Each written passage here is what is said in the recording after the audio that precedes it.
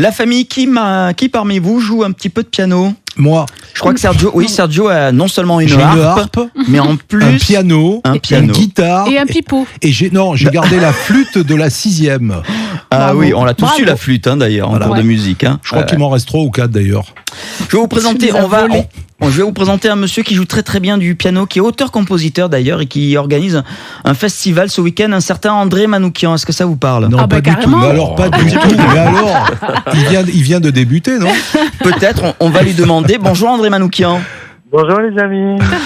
Bienvenue. Bonjour. On est très heureux de vous accueillir ce soir sur Maritima. Merci en tous les cas d'être avec nous dans la famille.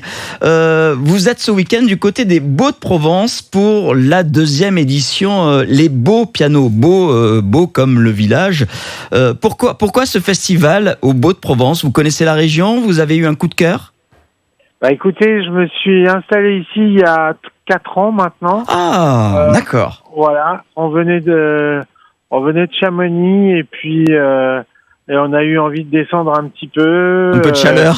Et d'être dans un paysage, d'être dans une montagne moins fatigante. Vous voyez ce que je veux dire ? Oui. Tout ça. Non, je plaisante bien sûr, mais en réalité, oui, on a découvert cette région magique. Et du coup, quand on s'est installé ici avec Stéphanie, mon épouse, elle m'a dit tu vas pas faire de festival ici, au moins, hein ? Tu me promets ? Je dis non.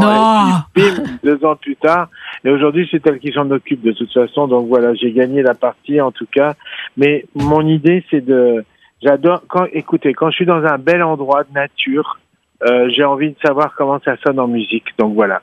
J'ai commencé il y a 14 ans maintenant un festival à Chamonix qui s'appelle Cosmo Jazz où on joue en altitude et il suffit de pas grand chose, installer des musiciens au pied d'un glacier, les gens s'assiedent par terre et du coup ça fait un amphithéâtre de 3000 personnes en nature. Et pourquoi ça m'intéresse de faire ça ? Parce que finalement c'est la posture première du musicien. Les musiciens, quand ils ont commencé, ils jouaient pour les éléments de la nature. C'était le sorcier qui jouait avec son bâton de pluie pour appeler la pluie. Mmh. Au bout de 3 jours, s'il n'avait pas obligation de résultat, son bâton de pluie pouvait se carrer. Enfin, vous voyez ce que je veux dire. On voit bien. Il y avait des responsabilités dans le boulot du musicien quand même. Et là, quand j'ai découvert le village des Beaux, j'ai dit, mais c'est pas possible. Faut faire un truc. Esplanade au pied du château, faut faire, voilà. Mmh. C'est vrai que c'est un cadre qui s'y prête. Ouais. Mais elle est sympa en plus, votre femme, parce qu'elle vous a programmé, ce week-end. C'était la condition sine qua non, non ? Le lieu est magnifique, effectivement, pour présenter un tel festival. Qui sera autour de vous durant ces 3 jours ? Ça commence ce vendredi, je crois. Vendredi soir, j'ai 2 enchantresses. La première, c'est Nesrine. C'est une chanteuse envoûteuse qui joue du violoncelle. Elle était chez Zubin Mehta, elle était dans des grands orchestres symphoniques. Elle a à la fois la culture classique et puis elle pratique une sorte de jazz ethnique et quand elle chante, c'est Sheherazade. Il va falloir s'accrocher très fort pour pas décoller. Et la deuxième, c'est pareil, c'est une harpiste. Donc elle joue de la harpe et elle chante de la soul. C'est 2 filles, c'est Power Girl. Elle s'appelle Sophie Solivo. Voilà, elle est en train de devenir une star parce que tous les festivals se l'arrachent. Donc, première soirée, je dirais, c'est ça, Power Girl, quoi. C'est avec envoûtement à la clé. Deuxième soirée, c'est une autre envoûteuse encore, qui est du coin, qui est de Marseille, qui s'appelle Mandy Le Rouge, et elle va nous emmener du côté de l'Amérique du Sud. Et quand elle chante en espagnol, c'est mélodie argentine. Tout de suite, on a les larmes qui montent et je peux pas vous dire pourquoi. Ça fait partie des mystères de la musique. Et puis derrière, moi, je jouerai aussi avec un nouveau programme. Donc, en avant-première mondiale, création, ici au Beau. Et j'ai fait venir une chanteuse, encore une autre envoûteuse, décidément, d'Arménie, qui, alors elle, quand elle chante, elle vous caresse l'âme. Et puis le lendemain, c'est Harpy Alto, on aura la chanteuse. Harpy Alto, elle s'appelle. Harpy Alto. Elle ressemble à. Les gens, ils ont cru que c'était la fille de Julia Roberts. C'est vrai qu'il y a un petit air, ouais. Mais enfin après on s'en fout, c'est peut-être la fille de Julia Roberts. En tout cas, elle chante tellement bien, il fait encore un autre style. Et puis le lendemain, dimanche, on aura un jeune poète qui s'appelle Paul Barrère. C'est Ringo avec une guitare. Et derrière, par contre, ça sera sanglant parce que là, c'est un duel. Alors, âme sensible, s'abstenir. Et c'est un duel de piano avec Jean-François Zigel. Mais bon, là, il y aura qu'un seul gagnant, c'est la musique. Et il y aura une captation pour France 5, donc la télé nationale des boules au Beau de Provence pour filmer ce moment épique. Voilà.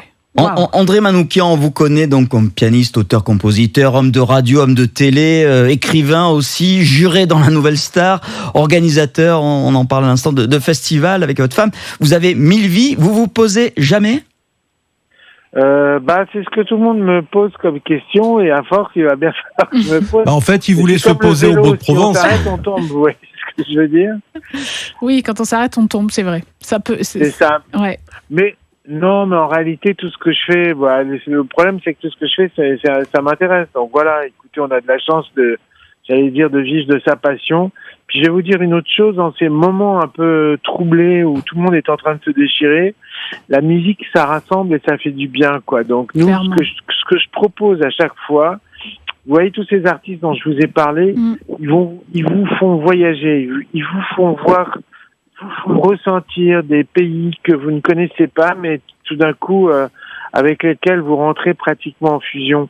Et c'est ça aussi et chaque fois, ils me disent tous la même chose, les gens, quand ils sortent. Vous nous avez fait voyager, on a oublié nos soucis, le temps de ce concert. Et un musicien, ça envoie que de l'amour, quoi. Je veux pas faire ma Miss France, mais si le monde était gouverné par des musiciens, ça irait mieux. Après, ce serait peut-être le bordel au niveau de la gestion. Je suis d'accord avec vous. Mais, je veux dire, voilà, on envoie des good vibes et en ce moment, on en a besoin. Et c'est vrai que je vois que le cadre est magnifique. Et par contre, en cas de problème météo, vous avez tout prévu puisque ça sera déplacé au carré de lumière si jamais il fait pas beau, c'est ça ? Exactement. Alors ça, c'est le plus beau plan B du monde. Parce que les carrières de lumière, c'est carrément génial. Donc, les gens peuvent venir sans crainte, quoi. Bon, super. Il y a toutes les infos à retrouver sur Les Beaux Pianos, donc BAUX au pluriel.com. Et c'est là qu'il y a la billetterie, il y a les passes, il y a tout le programme, voilà. C'est là qu'on voit les photos. Il reste encore des places, dépêchez-vous, etc. La famille, est-ce que vous saviez qu'André Manoukian a aussi commenté plusieurs fois l'Eurovision ? Ah oui, il me semble, oui. Oui. C'était aux côtés de Stéphane Bern ? Ouais, une fois avec Stéphane Berg, une fois avec Christophe Willem, une fois avec Angoun, enfin,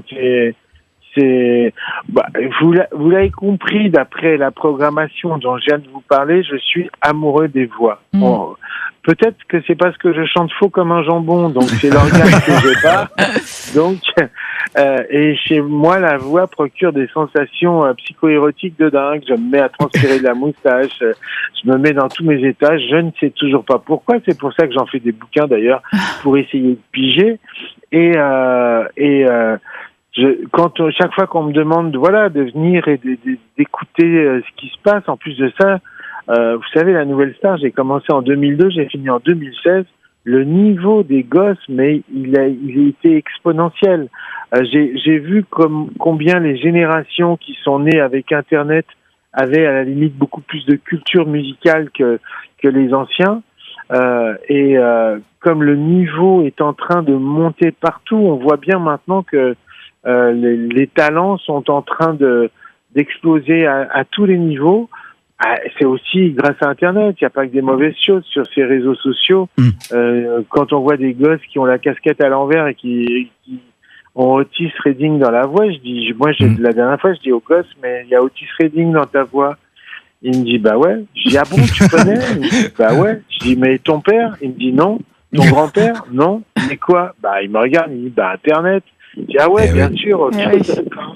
Et voilà, quoi. C'est-à-dire que Internet, d'une certaine manière, a aboli le temps et les gosses vont chercher dans la vieille soul des inspirations et c'est ça la magie de la musique aussi, c'est qu'il y a des cycles et tout d'un coup, il y a des cycles qui reviennent et qui vous apportent des vieilles musiques des années 70.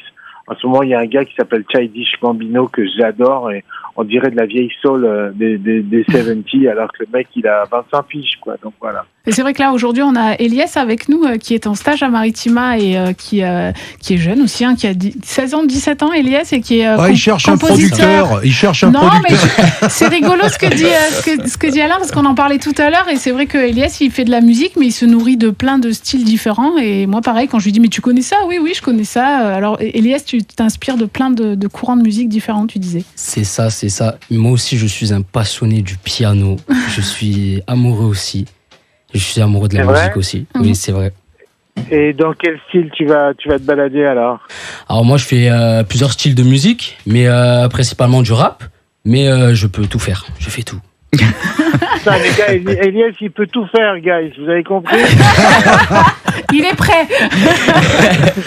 Il est prêt, il est chaud. Vous m'enverrez. Envoyez-moi des trucs sur Insta, j'écoute tout. Voilà. Et c'était une chance pour lui de vous avoir aujourd'hui. Donc. Et l'expérience, 14 ans au sein d'un jury pour un casting de chant, puisque vous êtes amoureux des voix, ça vous tente encore de faire partie d'un jury ou pas?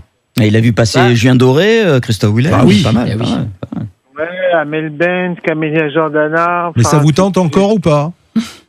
Non, parce que cette époque est un petit peu finie, on va dire. Maintenant, il y a The Voice, et puis on voit que, j'allais dire, c'est pas les talents qui manquent. Maintenant, j'ai de la chance parce que je suis passé, on va dire, dans le service public. Là, je présente des belles émissions de télé avec qui s'appelle Le Grand Échiquier. Ouais. On a fait une spéciale Aznavour qui paraîtra bientôt avec des chanteurs géniaux, avec encore une petite jeune qui s'appelle Solène qui nous a chanté.